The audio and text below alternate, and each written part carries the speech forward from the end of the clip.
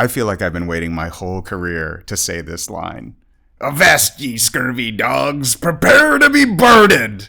Because today we're going to take you to someplace once known as the wickedest city on earth. A home to pirates, stolen booty, and jugs full of rum, but also the scene of an extraordinary natural disaster that turned this Sodom and Gomorrah on the sea to a place under the waves. Oh, I love underwater cities. I'm so excited. This is Where'd Everyone Go? With me, Sascha Auerbach. And me, Tom Ward. A journey into the weird history of abandoned places. And how do you feel about pirates? Yeah, I like pirates. I've got a healthy respect for them, yeah. I tried to source an eye patch for this episode. But yeah. They said it would be bad because it would make my eyes unfocused on one side. So okay. I had to go straight. What, your doctor told you that? My doctor told me that. Sascha, can we talk about your eyes? My chiropractor told me that. I don't know why he's giving me optician's advice. There's a team of people looking after this, isn't there? Yeah, I'm pretty busted. I need a pit crew. Well, what makes this story even better is that it's in the Caribbean. I mean, where else are we going to look for pirates? Jamaica, to be precise. Okay. So we've got the video up now, and for those watching, and we are at the end of this sort of narrow, windswept peninsula that sort of juts out into a massive bay. Avast! At the water's edge, you've got this long, empty 2-story building that is open to the elements on one side. Arr! And in front of it are a handful of smaller brick buildings, all in a state of serious disrepair. Are you going to do the whole thing in that voice, or? No, just that line. I've Okay. done now. No, it's great. I'm happy that you're excited. I just wondered. And then nearby is an old brick fort, complete with big, heavy cannons. And there's a building behind it that's on its side and half buried in sand. Very hard. What's wrong with you, man? I think you need a chiropractor. I just wanted to try. But the most interesting part of the site is actually hidden from view. It's at the bottom of the sea. So there are buildings underwater. Amazing. I love that so much. Okay then, Sascha. How far back are we going? Well, far. We're going all the way back to 1655, when Britain captured the island of Jamaica from the Spanish. Ongoing wars, very valuable territory. And they decided that this peninsula was the perfect place for their big ships to dock. It was nice and sheltered, and where the deep water came close to the shore. You can bring those ships with a deep draft in. Okay. So what are we going to call this settlement? Well, it's a port. It belongs to the king. King Port. King Port. That's what you're gonna go with. King Port. Castle Court. Castle Court. Nah, that's like an old age retirement home. Come on, think big. Crown Boulevard. Crown Boulevard. These are great suggestions. Like, you should be a cartographer, I think. Really. No, they called the settlement Port Royal. Oh yeah, that makes sense. Yeah. And I'm guessing the British wanted this because of sugar. Yeah, sweet sugar. That was the most important export from Jamaica at the time, from the plantations. But what else can you make with sugar? I know you like this stuff. Alcohol. Yeah, rum. And tobacco, all shipped back from England to England in significant quantities. Okay. But there was another prize. Remember, we're talking about pirates. Yeah. The valuable goods carried on the Spanish ships and stored around the Caribbean in enemy ports. Okay, so this is where the pirates come in. This is where the pirates come in. This was the golden age of piracy, roughly 1650s to 1730s. And what's especially interesting here at Port Royal is that the English turned to the local population for recruits. And since we are in the world of plantations, guess where a lot of the local population was?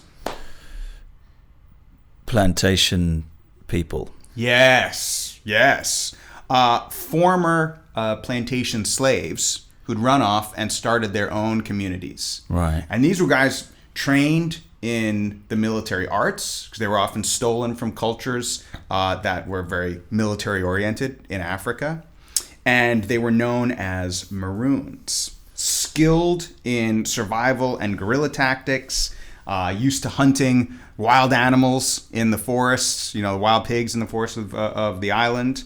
So the British are like, Yeah, these guys make great pirates. Well, these chaps are very good at surviving. I think they could come in quite useful. Should we get them on board? Yeah, and they know a little bit of the ultraviolence. Yeah. Always good for pirates. They're part ninja, part pirate. Part ninja, part pirate. Exactly.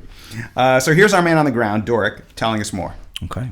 Now just imagine, these were rowdy persons. They were no privateers operating on behalf of the English. So they would go, raid the Spanish Main, sacked a lot of the towns, and brought back all this booty here in this town.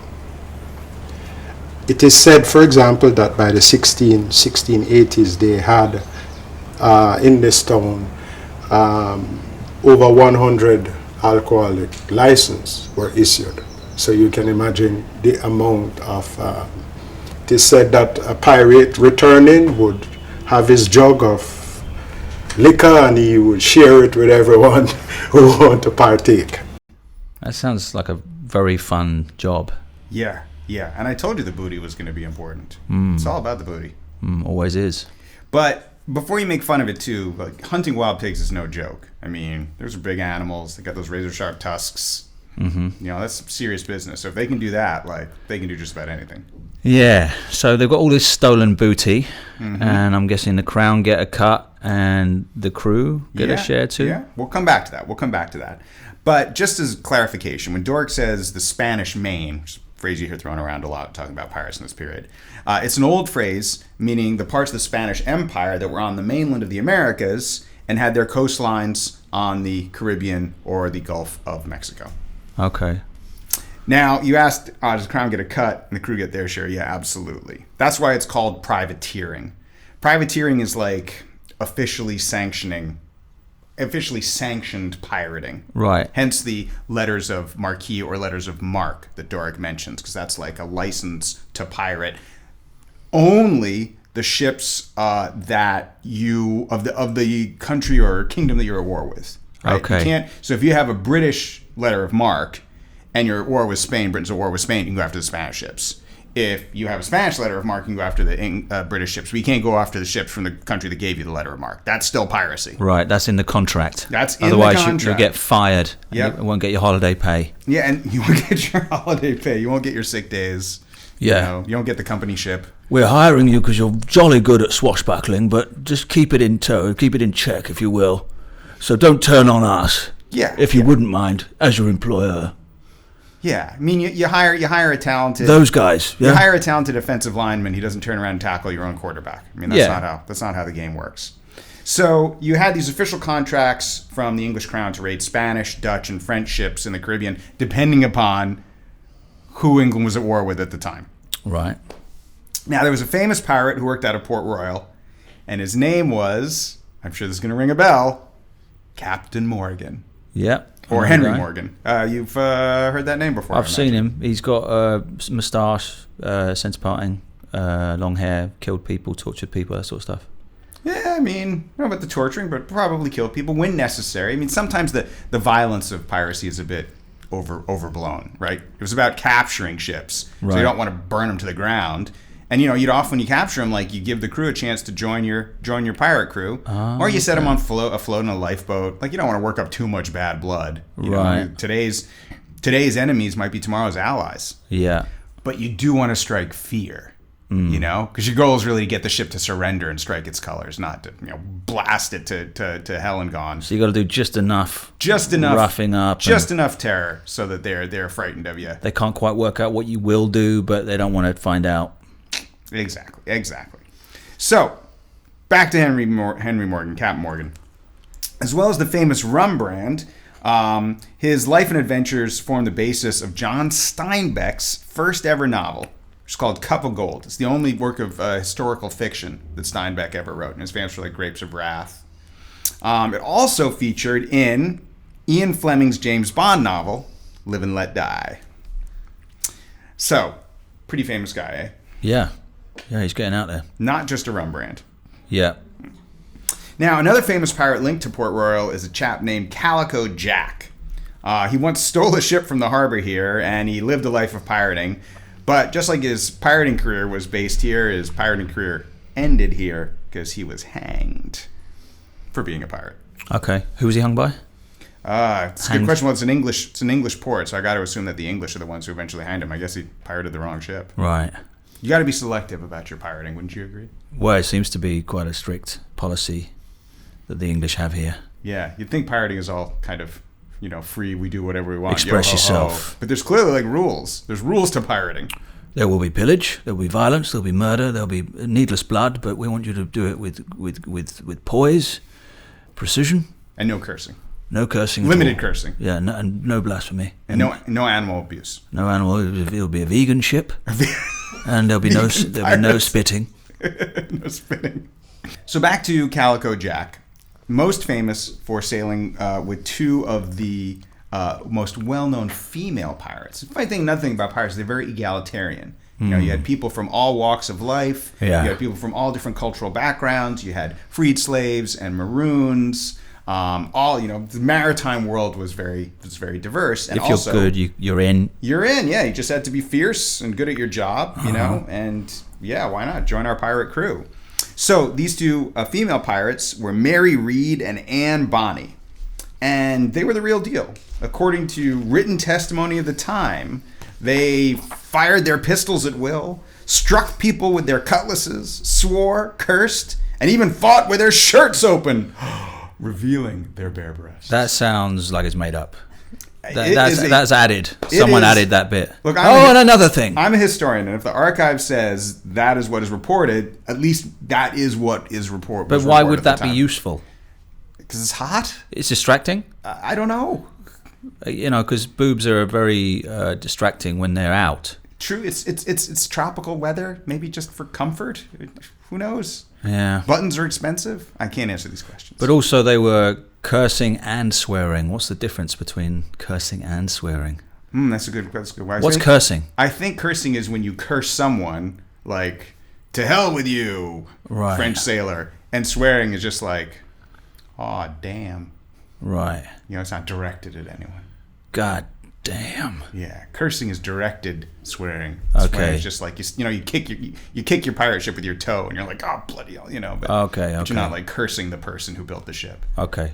I mean, that's my limited knowledge of cursing and swearing. I think this was maybe a time where if you cursed someone, that had a more of a kind of people took that seriously. It was like, you cursed me. I curse you. I wish ill will on your family. Yeah, that's what you have to sign against. Take that back. I'll never live in peace because I've been cursed. Yeah, cursing and blessing was a big deal at the time. Superstitious. Yeah. So, back to the city of Port Royal. Business was so good that this city became one of the most important trading hubs in the entire Caribbean. It actually grew faster than any other town founded by the English in what they called the New World. There were about 2,000 buildings densely packed into 50 acres and about 7,000 people living here.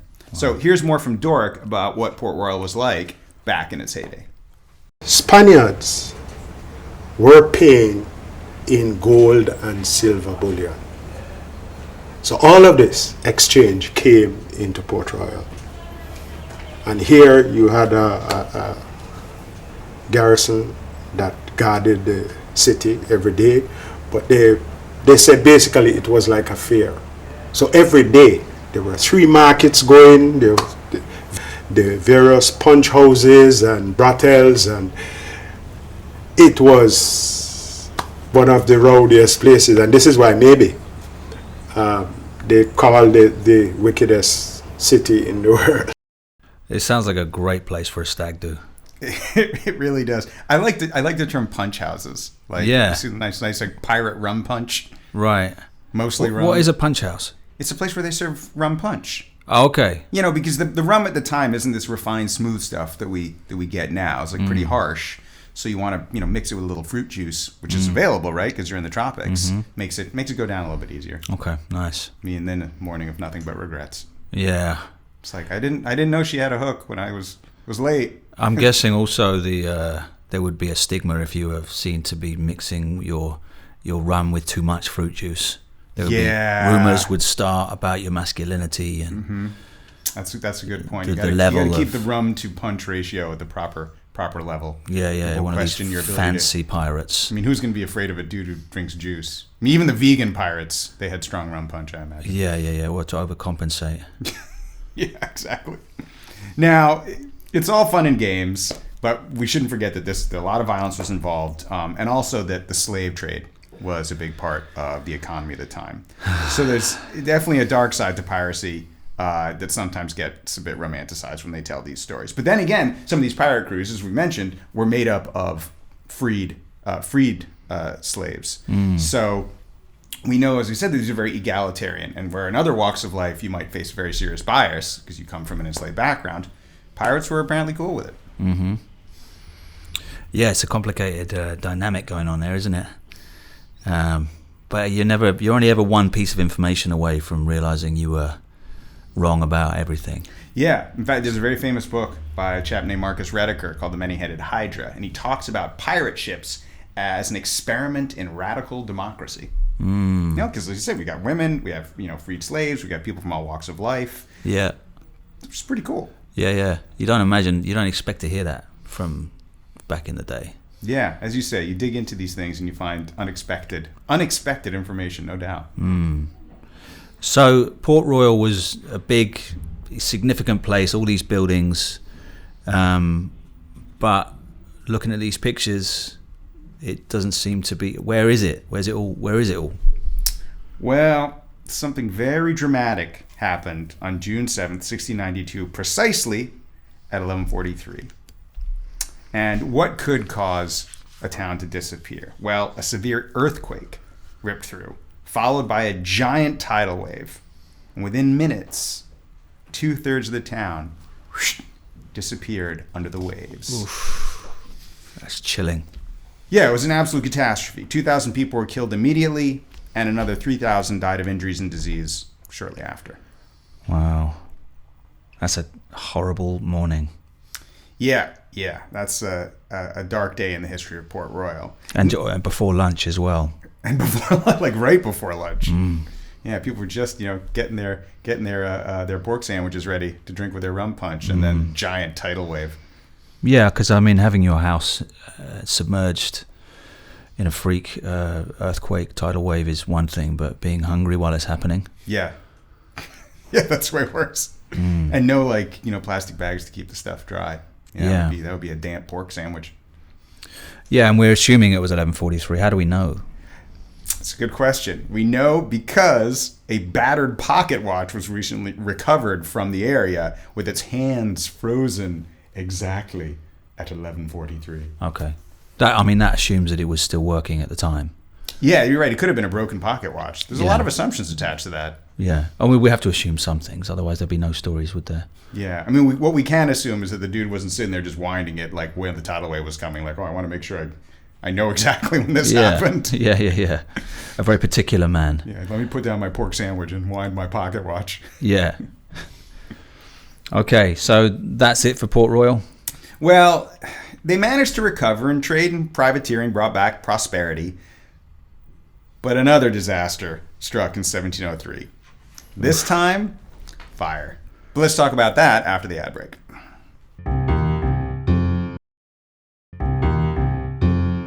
Okay, so Port Royal has been hit by an earthquake, a tidal wave, thousands of people being killed and injured. All the pork sandwiches are damp.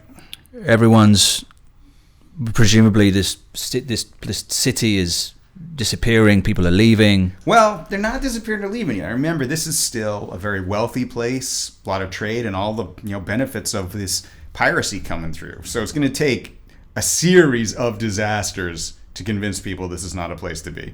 Right. Now, the fire was important and devastating because there were large quantities of gunpowder stored in the warehouses and narrow streets in very close proximity to the buildings of the town. The fire spread rapidly, and the entire city was reduced to ashes within a day. Wow.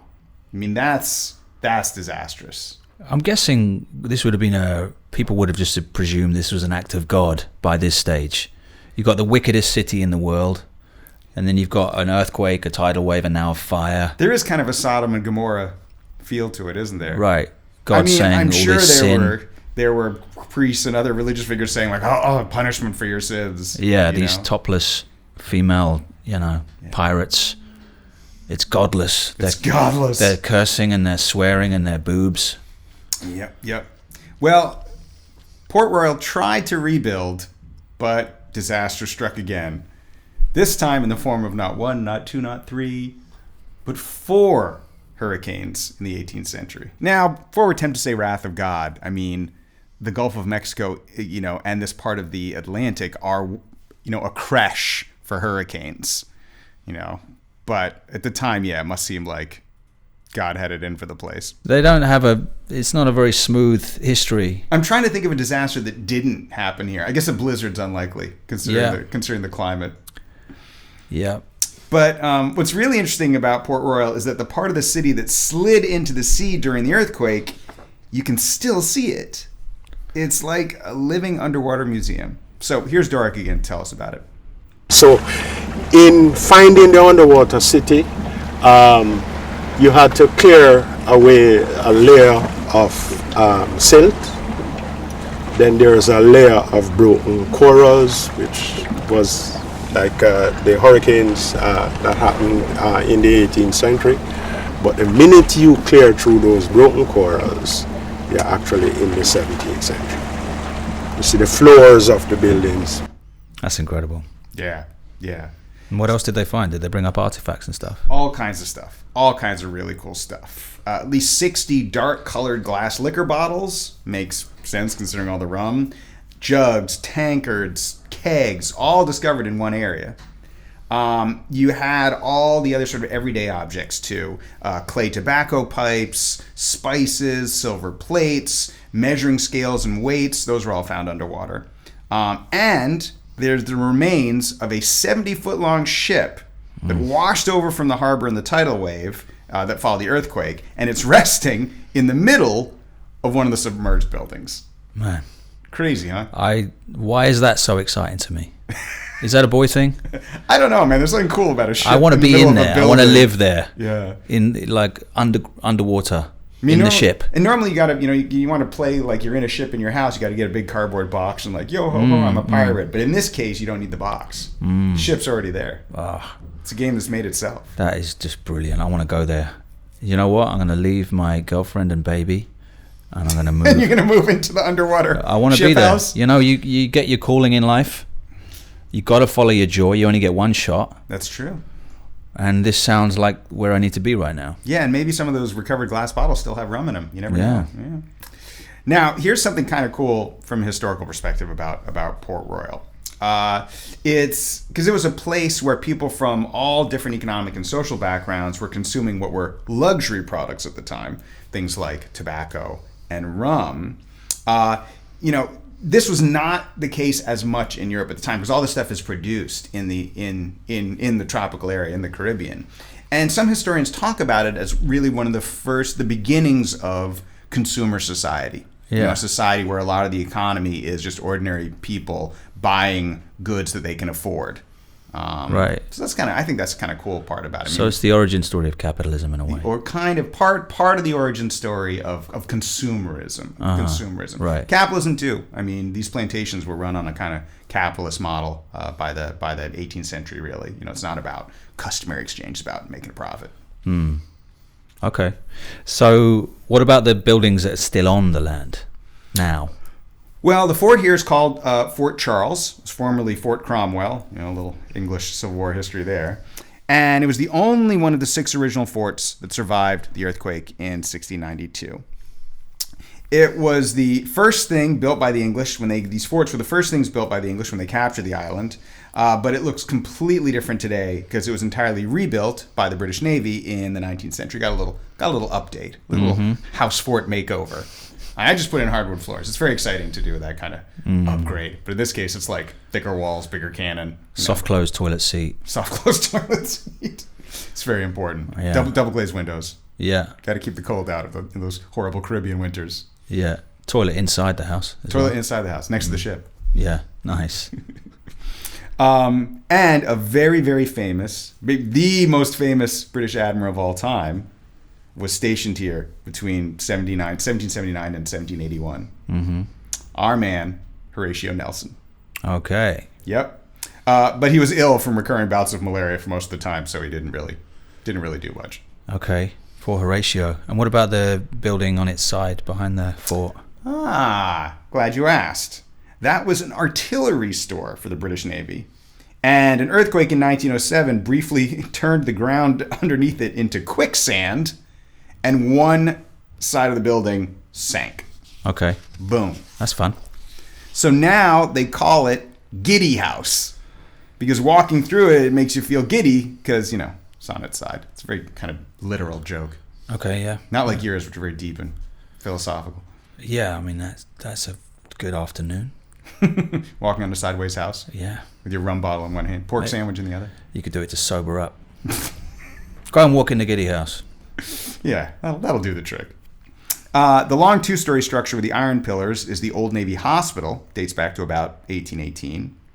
And it has survived all the earthquakes and hurricanes because it was built using an early form of earthquake-proof engineering.